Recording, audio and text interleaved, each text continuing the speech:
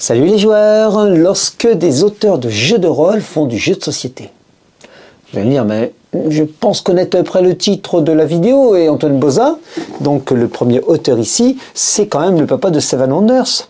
Oui, mais il a fait aussi du jeu de rôle. Nain et Jardin, paru chez les Écuries d'Augias, si je ne me trompe pas.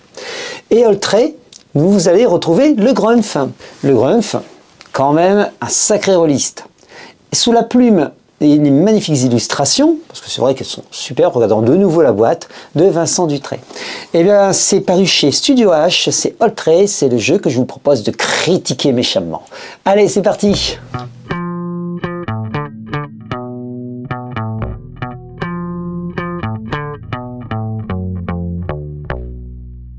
Eh bien, comme à notre habitude, voici une présentation rapide du jeu et sur ses principales règles. Donc Oltré, vous le voyez, c'est un énorme plateau. Un plateau avec au centre un bastion. C'est un jeu coopératif. Vous aurez votre chevalier. Ils sont très très beaux en bois. Chromeeple chevalier, voilà. Et vous allez combattre tous ensemble. Chacun des chevaliers, des compagnons, a compagnons, c'est patrouilleurs, devrais-je dire, a des caractéristiques particulières. Alors, il y a du monde, c'est une rejouabilité qui est quand même assez énorme sur ce jeu, il faut le signaler tout de suite. Donc voilà, on a Conrad, donc, qui est plutôt un intellectuel, donc le petit icône qui est ici, et puis les deux actions régulières de Conrad peuvent être identiques. Voilà, Conrad, donc deux actions. Ici, on a Maeva, donc le petit cœur qui est là, c'est pas forcément, voilà, c'est pas dépunché.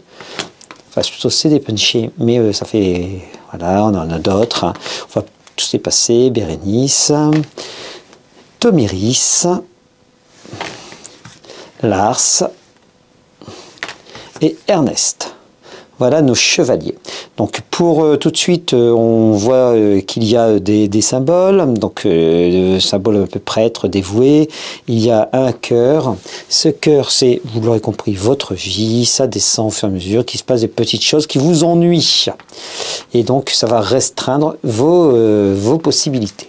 Vos patrouilleurs, donc imaginons que je prends Ernest. Alors Ernest, c'est quel patrouilleur? Je crois que c'est lui, le voilà, le patrouilleur au centre. Nous jouons jusqu'à 4 joueurs, donc je vais prendre 4 patrouilleurs totalement au hasard. J'écarte les autres, ils ne serviront pas sur cette partie. Voilà. Donc notre bastion au centre, et vous remarquez que les tourelles sur les côtés sont effondrées. Le bastion d'ailleurs lui-même est en ruine. Il est en ruine, nous avons des bâtiments, si je bouge tout ça, bâtiments qui sont en ruine. Donc nous avons une réputation, la réputation ici, qui n'est pas terrible, et nous avons une qualité de bastion qui n'est pas terrible. Bien sûr, si j'arrive à réputation 0 ou que si j'arrive à bastion 0, eh bien on peut considérer que nous avons perdu cette partie, ce scénario, car il s'agit d'un jeu à scénario. Il convient bien entendu de monter le maximum. C'est pas évident du tout.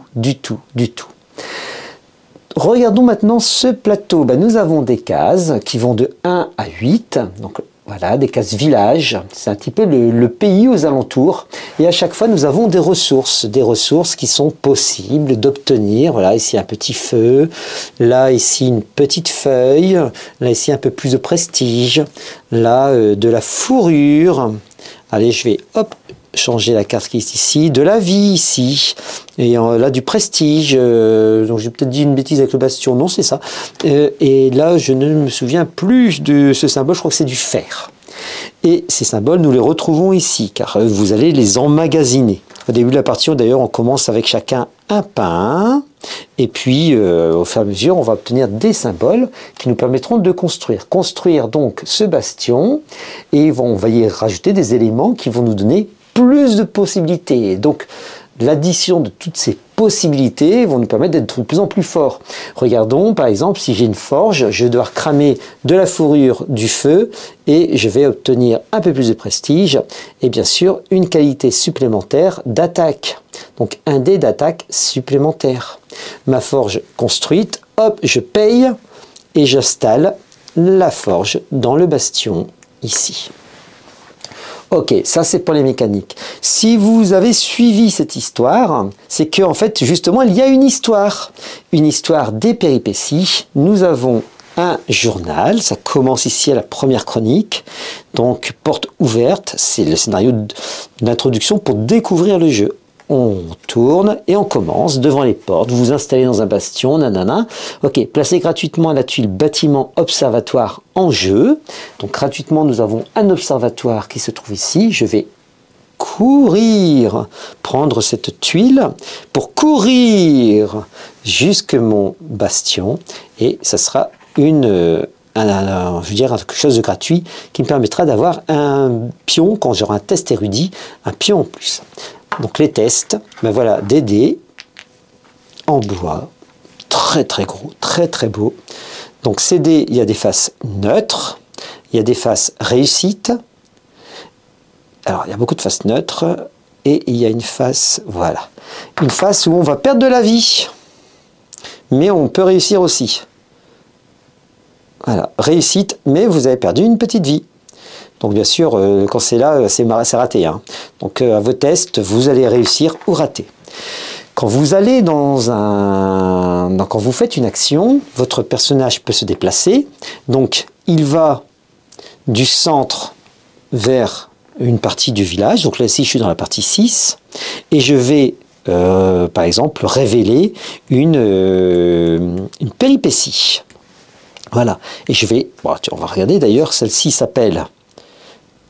Hop, là, voilà, le repère d'un augure. Voilà, et on a, l'augure se montre de forte bonne humeur, et pour peu que vous ayez un petit quelque chose à lui céder, disposez à vous donner des informations sur votre futur. Vous lui donnez une petite couronne, ou vous déclinez sa proposition. Et voilà, il se passe des choses, si on décline ou on obtient. Des fois c'est bien, des fois c'est pas bien. Et ça nous permet de construire davantage. Alors on saura si c'est bien ou pas bien, parce qu'en fait les lieux vont être chargés au fur et à mesure. Parce que nous avons aussi un curseur, ce curseur aventure. Donc au début de notre partie, chacun des joueurs, nous allons commencer, on commence toujours par jeter ce dé. Et ce dé nous permet de savoir si on avance d'un seul curseur, de 2 curseurs, le zoom ne se fait pas, voilà, de 2 curseurs, on reste sur place. Voilà. Donc j'envoie le dé, là par exemple j'avancerai d'un seul curseur. Alors hop, on va commencer, c'est-à-dire que j'arrive sur la chronique. Je renvoie de 2. Eh ben, je vais prendre une péripétie supplémentaire. J'avance ici. Aïe, aïe, aïe, ça commence à aller mal. Parce que ça, c'est des ennuis.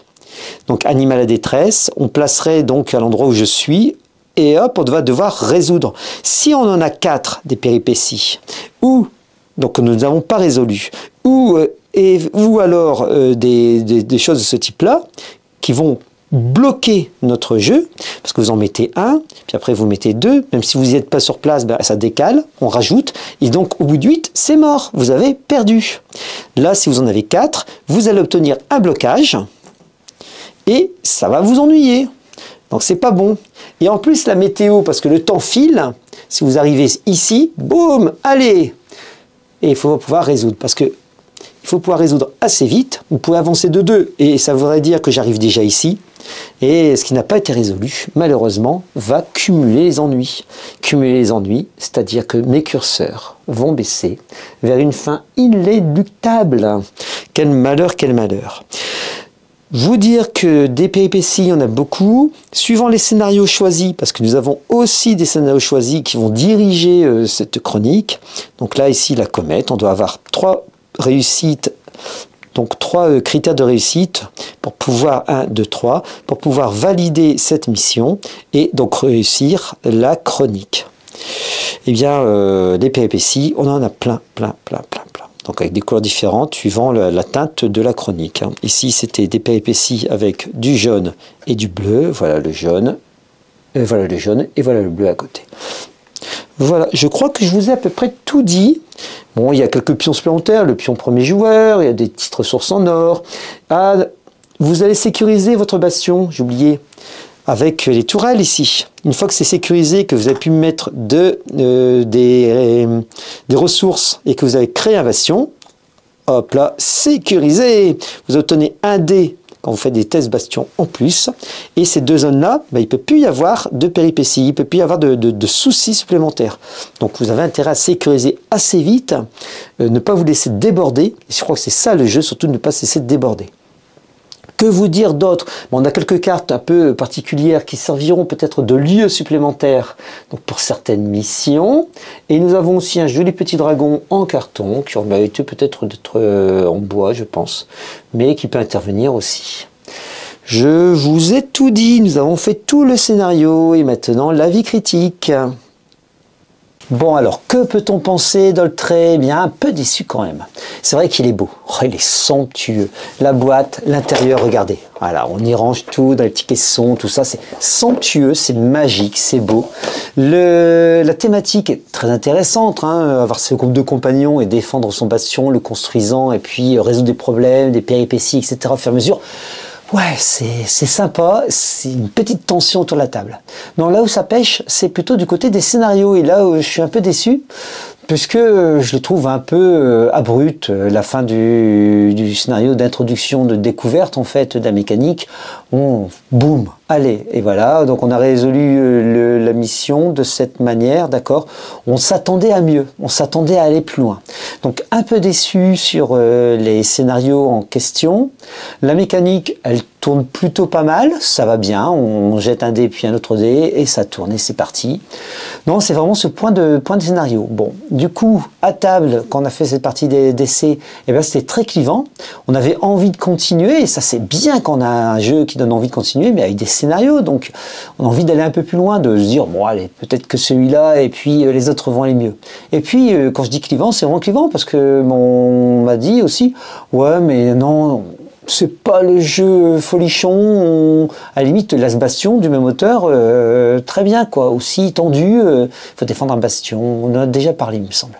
Mais bon, voilà. Ouais, moi je suis plutôt du partisan de lui laisser une seconde chance, mais c'est vrai que c'est un peu frustrant, c'est un peu dur.